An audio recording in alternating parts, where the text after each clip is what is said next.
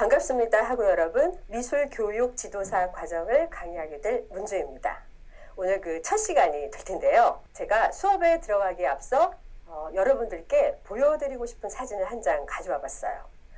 1935년 뉴욕시의 후원을 받아서 브루클린 박물관에서 열린 성인을 위한 생활미술 교실의 그 수업의 한 장면입니다.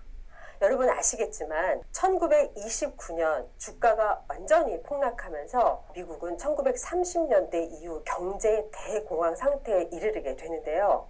사실 의식주에 그다지 큰 도움이 되지도 않을 이 미술을 배우기 위해서 이렇게 성인들이 삼삼오오 모여 앉았다는 것은 상당히 의미가 있는 그런 사진이겠죠.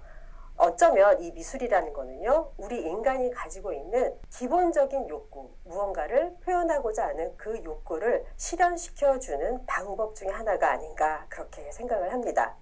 저와 함께 하실 이 미술교육 지도사 과정은요, 그림을 그리는 그 방법을 가르쳐 드리는 그런 시간은 아닙니다. 이 미술 교육 지도사 과정은요, 어쩌면 앞으로 미술 교육을 하시고자 하는 우리 선생님들 또는 이미 미술 선생님이신 분들께 도움이 되는 그런 커리큘럼들이 있을 거예요. 초반에는요, 미술 교육의 역사와 의미에 대해서 강의할 거고요. 중반부부터는 동서양의 미술사, 그리고 미술 감상과 비평의 이론과 실제, 끝으로 미술 매체를 이용해서 어떤 방법의 그런 미술 표현들이 있는가 하는 실습의 시간도 준비되어 있습니다. 그럼 저와 함께 시작해 볼까요? 네, 먼저 미술 교육에 우리는 의미를 좀 알고 있어야 되겠죠. 우리 미술 선생님들을 이미 잘 알고 계시겠지만 우리 인간이 본래 가지고 있는 어떠한 본능이 있어요. 우리는 그 태어날 때부터 뭔가를 표현하고자 하는 그런 흔적들이 지금도 그 구석기 시대에 인류들이 남겨놓은 그림들이 동굴에서도 많이 발견되고 있거든요. 그러니까 그런 걸 보면서 우리는 미술적 잠재성을 성숙자에 의해서 외부에서 계획된 이상적인 방향으로 그들의 가능성을 최대한 펼쳐주게 하는 것이다. 이것이 미술교육의 의미래요. 여기서 말씀드리는 성숙자라는 것은 어떤 기술적으로나 어떠한 부분에서 먼저 앞선 분들이라고 말씀을 드릴 수가 있겠죠. 그리고 이와 같은 상호작용의 관계라는 것은 미술 교육자만 있어서는 안 되겠죠. 교육자와 교육을 받고자 하는 자가 있어야 되겠죠. 그런 과정에서 상호 관계가 이루어져야 된다. 그렇게 말씀을 드릴 수 있고요. 여기서 좀 중요한 게 있어요. 대부분 우리 미술 선생님들, 일반 화실에서 그냥 이렇게 그림을 가르쳐 주시는 우리 선생님들은 요 감상과 비평 부분을 조금 지나치시는 경우가 가끔 있습니다. 그런데 이 미술 교육이라는 거는요, 그림을 배우고 또는 어떤 조형 과정을 이해하는 것뿐만 아니라 감상하고 비평하는 그 과정도 상당히 중요해요. 그래서 제 커리큘럼에도 그렇게 들어있는 겁니다. 자, 그래서 우리 미술 교육의 개념에는 여러 가지가 또 있는데요. 큰 개념으로 보자면요, 미술이 먼저인지 교육이 먼저인지 또는 교육이 먼저인지 미술이 먼저인지 이런 여러 가지 또 학자별로 이론들이 좀 있죠. 그래서 미술의 교육을 한번 보시면요, Education of Art죠. 말 그대로 미술이 조금 더 위에 있겠죠. 그래서 표현 기능 중심 미술 교육이다.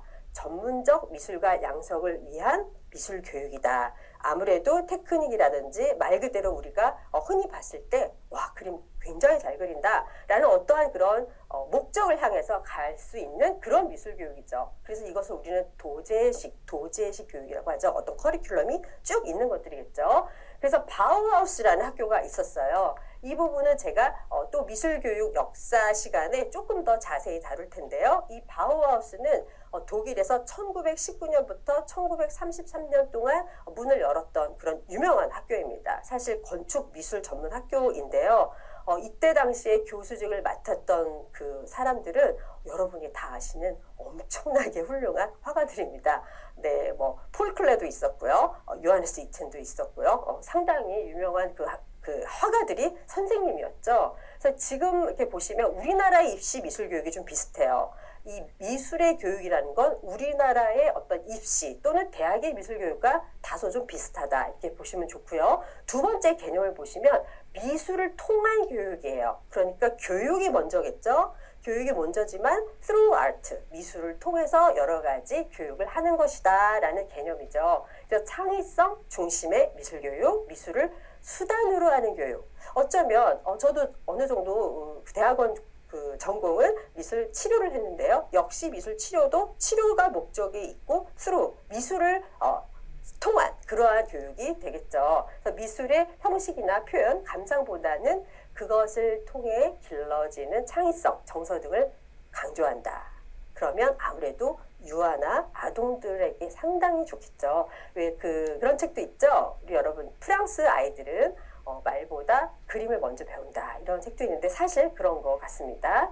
그래서 이 미술을 통한 교육에는요, 자기 표현, 창의성 개발을 매우 중요하게 여겼던 학자들이 있는데 그 중에 대표 학자들이 티제과 루엔펠드예요. 그래서 역시 이 학자들에 대한 이론도 저와 함께 자세히 다뤄볼 거예요. 그리고 인간의 구원 수단으로 예술을 통해 교육한다. 그래서 허버트 리드의 바로 주장입니다. 그래서 이들의 주장과 이들의 주장도 무엇이 더 옳다, 그르다가 아니라 이런 개념들이 있다라는 것이죠.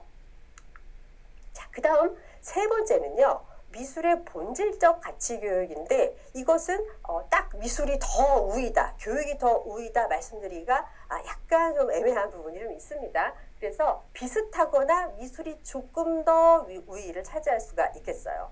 굉장히 중요한 말입니다. 내 감정을 알아차리셔야 돼요. 먼저. 내가 어떤 감정인지, 이것이 분노인 건지 슬픔인 건지 우울인 건지 내 감정을 먼저 알아차리고 인식하는 거예요. 그래서 자기 감정을 조절하고 자신을 동기화해서 타인과의 인간관계를 잘 맺고 관리하는 능력이다라고 얘기하는데 사실 이건 미술치료에서 쓰는 말과 너무나 동일합니다. 그래서 이 사람이라는 것이 감정적으로 자신을 조절하는 것이 어떤 그 상담에서도 사실상 가장 기초적인 거예요. 그래서 이 미술이라는 것들은 이렇게 감성을 함양시키는데도 지대한 역할을 할 수 있다라는 거죠. 네, 그래서 오늘은요. 첫 시간으로 우리 미술 교육의 의미와 개념, 그리고 어떻게 접근을 하는가, 그리고 두 가지 정당성에 대한 시점이 있었죠. 그 두 가지를 또 보셨고요. 미술 교육 목적 네 가지 그렇게 살펴보았습니다.